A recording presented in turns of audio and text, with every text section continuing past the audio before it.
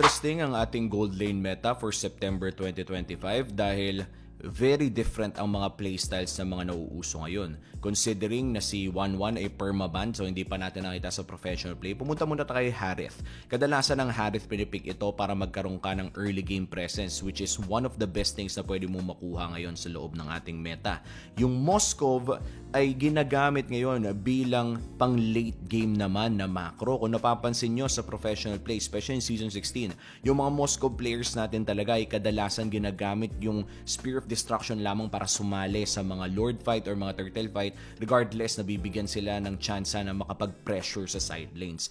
People like Granger are starting to become a secondary option and only a primary option kung pick-off-centric composition ang ating mga nakikita. Nauuso muli si Lunox bilang counterpick against the Harith at lumalabas na muli si Claude and Carry bilang pang-counter sa mga nauuso na Baxia Jungle, pati na rin si Fredrin na nagbabalik. Yung Bruno ay nagiging counterpick na rin sa mga iilang meta marksman and even the Harith na kaya pala niyang sabayan as long as nadadaanan ng maaga.